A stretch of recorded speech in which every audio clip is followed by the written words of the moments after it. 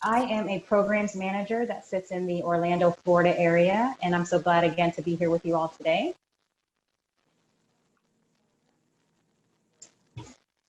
Representative John Lewis, in his book, Across That Bridge, Life Lessons and a Vision for Change, said, "Nothing can stop the power of a committed and determined people to make a difference in our society." Why? Because human beings are the most dynamic link to the divine on this planet.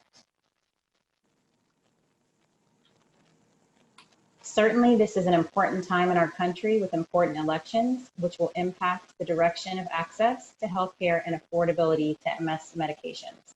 The first step to engaging is voting. If you need information on voting, please visit the Society's website. After the election, MS activists work continues as we educate new lawmakers on the policies for Black people with MS to live our best lives. To join the MS Activist Network, please text Black MS to 52886. And we just have a few things before we get started. The Society is a nonpartisan, nonprofit organization, and as such, we endorse no candidates. MS has no party affiliation, and neither do we. We won't be able to answer any questions about candidates today running for office and their positions on issues. However, the National MS Society is co-hosting a virtual town hall on access to affordable medications next month. We have invited both presidential candidates to answer questions about their positions and to address the cost of medications. Registration information will be sent to the MS Activist Network. Again, you can text Black MS to 52886 to join the MS Activist Network. Okay, let's get started. Today we have two amazing MS activists. First, we have Elaine Shelley, always politically active in her community and home state of California. She had planned to attend the Society's California Action Day in Sacramento at the end of March prior to COVID-19, but the pandemic shut the Capitol down. Since then, she has been a successful virtual MS activist, making meetings with her California and federal lawmakers on important issues like emergency preparedness for people with disabilities, which has been especially top of mind as California and the Western US face those horrific wildfires. Elaine, we hope you and your loved ones have been doing okay during this difficult time. You're welcome. She also advocates for home and community-based services so people with advanced MS can remain in their homes and communities. Elaine believes that being a good ally is an important part of advocacy. She currently participates in a campaign in favor of a state bill that would grant OSHA protection to home care workers. We also have Angel Hardy Hines with us today, and she resides in Illinois and initially started her engagement as a fundraiser for the Society. Soon thereafter, Angel was making asks for federal MS research funding and state resources. Angel is the chair of her State Government Relations Advisory Committee, which assists in directing the Society's advocacy efforts in Illinois. Angel is also the vice chair of the Society's National Activism Advisory Committee. The AAC is comprised of volunteer leaders and staff. The committee advises the Society's CEO on how to use public policy to change the lives of people affected by MS. The committee works in partnership with government relations advisory committees in states to advance the Society's priorities at the federal, state, and local level. Angel, let's start with you. Will you tell us a little bit about your MS experience and how you became involved with the Society's advocacy efforts? Yeah, sure. Thank you, Desiree, and thank you to everyone who is joining us today for the first Black MS Summit. We're all very excited about this. So I was first diagnosed in 2012 after a case of optic neuritis during my pregnancy with my daughter. A year later, while pregnant with my son, I had a short hospital stay due to an exacerbation of my MS symptoms. These personal experiences really inspired me to become an advocate for women with MS, particularly mothers. This also led me to starting my blog, Momability. Momability specifically shares the stories of mothers that live with chronic illness and disability. My work with the Society first began after my husband joined the Greater Illinois Associates Board, and he recruited me to join and fundraise with him. And soon thereafter, I attended my first state action day at the Capitol, and I was hooked. I really enjoy meeting with our state and federal legislators, sharing my experience and encouraging them to make policy decisions that will fund further research for a cure and help those in the MS community live our best lives. There are so many people out there that live with MS and are not comfortable using their voice or don't realize the power behind speaking up if they have issues with their access and quality health care or affordable drugs. So I want to do all I can while I can to help advocate for them. That's awesome. Thank you so much for that, Angel. Mm-hmm. Sorry, just one second. I'm having an issue with the slide here. Oop, the slide's not advancing. Give me just a second, you all. There we go.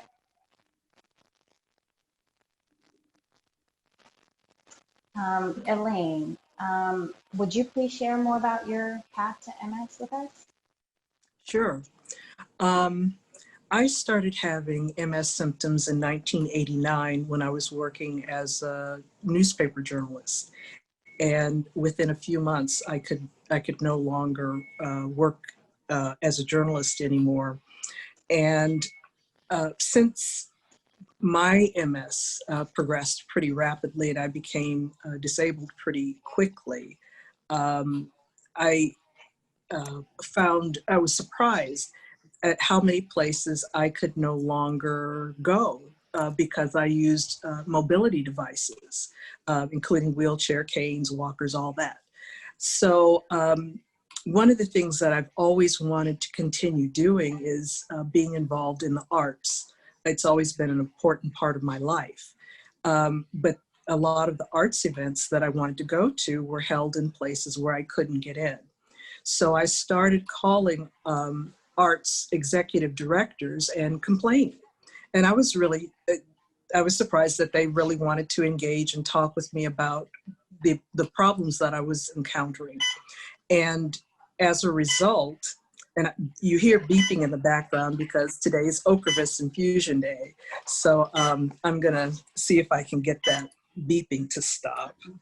But anyway, I started talking to arts executive directors, and those conversations by phone ended up being conversations in person. And we formed a committee and started talking about access to the arts, which led to some substantial changes, and that continue to this day. And that background in journalism and the background that I had in organizing the arts community informed what I do today. And so since March, since everything's been closed down, I now talk with legislators and attend meetings with other organizations as well as MS activists online, by the phone, and any other way that I can. So that's my background. Great, thank you for sharing that with us. Angel and Elaine, would either one of you like to talk about what being an MS activist looks like for the society, specifically for you?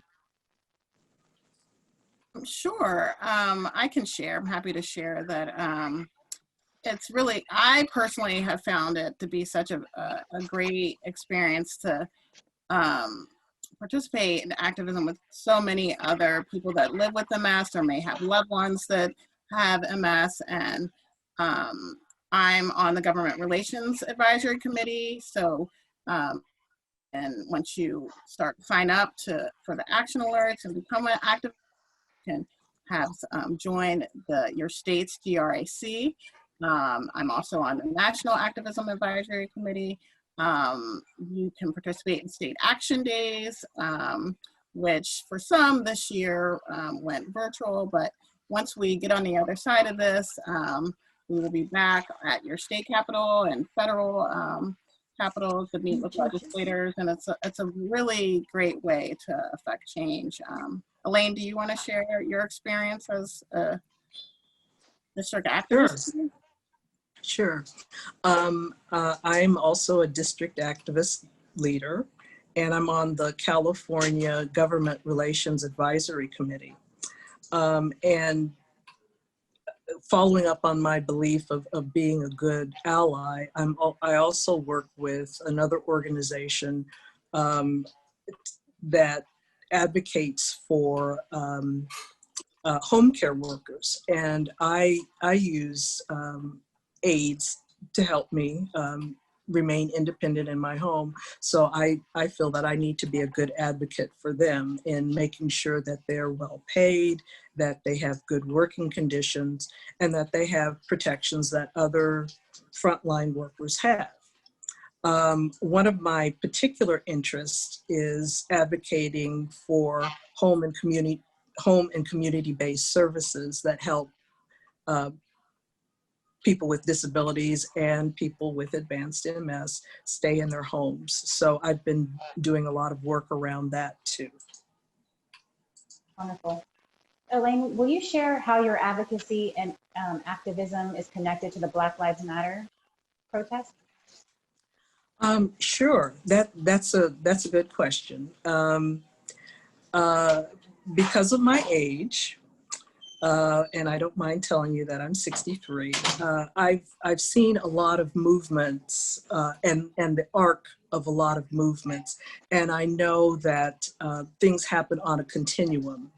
And while it may not be safe for me to go to a protest or be out and about around other people, there are other things that I can do, and I found that I stay quite busy on Zoom calls and doing virtual visits with legislators and talking with them about the things that are unique to those of us who live with MS, as well as things that are very general to people with disabilities.